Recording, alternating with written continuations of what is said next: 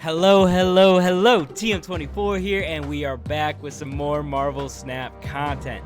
Now today, we're talking about spiders. Yes, everything related to spiders in Marvel Snap. We've got Spider-Ham, Spider-Man, Spider-Man 2099, Ghost Spider, Spider-Woman. We've got them all in this deck. So this is just a fun little deck that I threw together, spider-themed, of course. And if you've seen my videos, you know how it's gonna go. This one's gonna be a little bit different though. I'm gonna show you some gameplay and then we're just gonna talk about the deck. I don't believe this is a competitive deck, but definitely something that's a little more fun to try. But for now, let's get into some gameplay. All right. So, you guys have seen, we are playing a spider-themed deck. Yeah, we've got them all. We've got Ghost, Ham, Woman, Man, all of the spiders here. But we did want to make it a competitive deck. So I'll talk you through the list here, why we included the cards we did. You'll see some gameplay in the background, and then maybe I'll walk you through a couple games. But let's start with this list, right? So we're running 3 1-drops. We've got Ant-Man. Our list is very cheap, so it should make it easy for us to fill 1, maybe 2 lanes at times. So I feel like Ant-Man is a perfect inclusion. Ghost Spider has to be included. It's a spider-themed deck, but I also think it's a good thing that she is. There are a few cool things that we can do with Ghost Spider. One, obviously, is Spider-Man 2099. And the second is actually using Ghost Spider to move something like Spider-Woman on turn 6, or maybe pull Spider-Man into a different lane if we've already won that lane after he's locked it off, and then have additional power elsewhere. So I really do like Ghost Spider in this list. Iron Fist, very similar to Ghost Spider, but obviously it's preloaded, so if you want to move that Spider-Woman into a different lane, then you got to play Iron Fist first. I do think that Iron Fist actually has some pretty good synergy, obviously with Spider-Man 29 and Miles Morales, but additionally, because we're running the next card we're going to talk about, which is Goose, we can put something with 8 power like Spider-Woman or something with 6 power like Spider-Man 2099 into that Goose lane, which could give us a huge advantage. Now, we talked about Goose. Obviously, we've got a very cheap list. We can get Miles Morales in there, Polaris in there, even just tossing a Green Goblin on that lane. Chances are you're going to win. So I think Goose is huge. Spider-Ham, obviously included. It's a spider card, but the disruption can't be understated. Spider-Ham can definitely come through clutch. I love Jeff, so you know I had to include him here. Additionally, he can help us reach those hard-to-reach locations. Granted, we can do that with something like Iron Fist, but Jeff is going to help us out even more. Now, Green Goblin, I feel like was a really solid inclusion in this list, but just a really solid card in general. It's super annoying and frustrating to play against. It can help you clog up lanes and make it easier to win lanes. So Green Goblin, obviously going to be in this list. Now, next up is Polaris. Polaris, of course, is going to help us a couple ways. We can help clog up one of their lanes. Additionally, when they do move something, Spider-Man Miles Morales variant is going to be cheaper. So, again, pretty good synergy there. We just talked about Miles Morales a little bit, but of course, we've got a few different cards that can move, whether it's Jeff, Ghost, Iron Fist, Polaris. We have ways to make Spider-Man and Miles Morales much cheaper. So definitely a good inclusion in this list. Now, honestly, probably the card I was most excited about is Spider-Man 2099. He hasn't really shined since his introduction into Marvel Snap, and I wasn't sure if, why that was, right? He didn't really fit all too great into move decks, and his effect only coming off once, sometimes it can feel a little bit tough. Now, I still think it's a really good card if you can use it right. The random effect obviously doesn't help, but even taking just one thing out could lead to a win. So I do think there is some potential there, just kind of needs to be unlocked. Next up, we've got the last 2 spiders of the deck, Spider-Man and Woman. Obviously, with Spider-Man, we are locking our opponent out.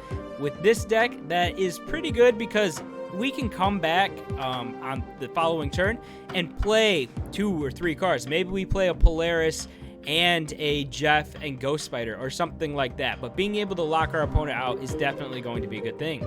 And then finally, Spider-Woman. She is actually super strong. She doesn't get played enough, but she does have the potential to get things done. Obviously, hitting a full, another lane that is fully stacked is the plan, and reducing all that power can be amazing.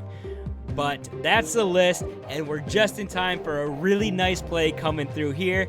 We preloaded Iron Fist, and we're going to be able to send Spider-Man 2099 over into that Titan lane. But what's really cool about this play is that afterwards, we're going to be able to pull it back to guarantee us the lane that we need. So Spider-Man 2099 comes through, takes out Carnage, job done, so we can pull him back freely into Limbo, and look at that. Now we are up in 2 lanes. Absolutely huge. As you can see, we have Ant-Man, we have Spider-Woman ready to go in these lanes. It's going to be really tough for him to get into that Goose lane. Obviously, something like a Venom or something will send that Nimrod flying. That would be a problem. But if they do that, then chances are we're going to lose this game anyway. So we might as well get Ant-Man and Spider-Woman down, and that's what we do. And when we see that card in Limbo, we know we are in good shape. Just an Iron Lad, and clearly not going to be enough here. It looks like it was Venom, but not on the location they needed. And even though Wolverine flipped over to that Titan location, we still got the dub. Ant-Man coming through, and all the spiders playing a role as well. So like I said, I was definitely looking for a themed deck that could be fun to play. Obviously, with so many of these spider variants, it made sense to go that route. But this deck is actually surprisingly good. Now, I'm not saying it's going to be top of the meta or even, in the top half. But if you're looking for something a little bit different, something fun with a theme, and you just want to kind of experiment, this is not a bad way to go. Lots of cool cards, lots of cool effects, and you can get some wins. Take advantage of locations like the one you see here, and it's a nice, fun list. Now, as you can see here, we're trying to get some power down. It's turn 3. Magic comes out, going to extend the game. We do get Ant-Man and Jeff down, though. As you can see, we have all the spiders in our hand. We just picked up Goose, so Goose is a really nice pickup here. But we're going to get Goose down and start getting ready here to make our last couple plays. Goose is going to help us secure Limbo, but with seeing the cards that they're playing, chances are that they can get under Goose. So, we could be in a little bit of trouble depending on how this plays out. They play a nice Carnage, which comes through at 8 power. Wolverine over into the Danger Room. Obviously not what we are looking for. We've got the chance, though, to get Green Goblin down onto that Goose lane, so we're definitely going to take advantage of that and see if we can get ahead in that lane. We're ahead by only 1. We need to extend our lead if we want to have a chance at winning this game. So right here, what we're considering is, do we move Jeff or not? Is Green Goblin the right call? Obviously, we need to get a discount on Spider-Man if we want to use him, so we do that. We move Jeff over into the Danger Room to compete with Wolverine.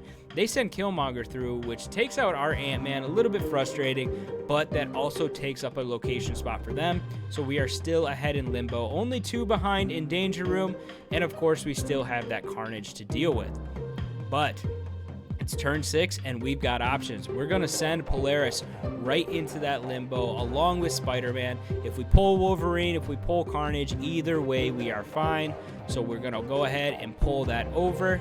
Spider-Man comes down, and we've already won 1 location. And now we're ahead in the Danger Room as well. So it's a little bit scary here simply because we are ahead, but they could still play something big into Danger Room. If it gets sniped, great, but chances are, we could get sniped as well. Here's a really interesting interaction, I think. We're able to pull Spider-Man over, but his effect doesn't go off. Now, obviously, I'm looking for that effect to go off. I feel like it should run similar to Kingpin's, where even if the card isn't flipped, it can still get destroyed, but obviously it didn't end up mattering. They thought we were going to go big with their Shang-Chi and Deadpool coming down. Ultimately, we just outpowered them in that location, and that was not something I was expecting to do. But hey, we'll take that win, and let me know what you guys think. Do you think Spider-Man 2099 should be able to take out a card that isn't flipped over?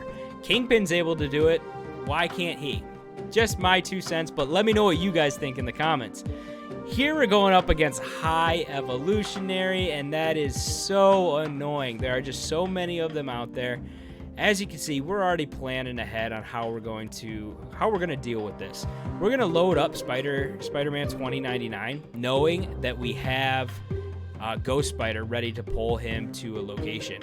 Now the thing is going to come through and decrease his power, which is definitely frustrating, but ultimately not that big of a deal. We are going to pull Spider-Man 2099 into Elysium and play Spider-Woman in the same turn. At least we thought we were. Professor X comes through, and that kind of hurts our plans a little bit, but ultimately it's not too bad. Here, we're able to get Spider-Man down and Goose, so that's going to limit his options onto where Hulk can go. Obviously, that'll be taking it away completely. So Goose won't be able to play on the Goose lane. Spider-Man is in the Elysium lane, and he's going to lock that location off. So we're going to be way ahead in Sokovia, making it really tough for them to come back. But as you can see here in Elysium, we are down by 3 going into the final turn. He's got Cyclops there, and all we pick up is Jeff. So we have lost this game. We can play Jeff for 3, and we get +3 from Ant-Man, but our opponent does us a favor and just leaves. So again, make sure you play your games out. You might have won a game that you retreated. Alright, so you've seen some gameplay. As you can see, this deck is surprisingly good, even though we have built it solely around the spiders. Overall, I was just going for a themed deck that could be fun and be semi-competitive, and I think we've nailed it.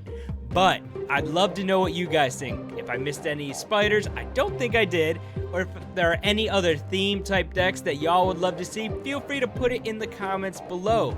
If you've hung around till now would be a great time to subscribe if you haven't already, and like the video, as it really does help me out. But until the next one, have some fun.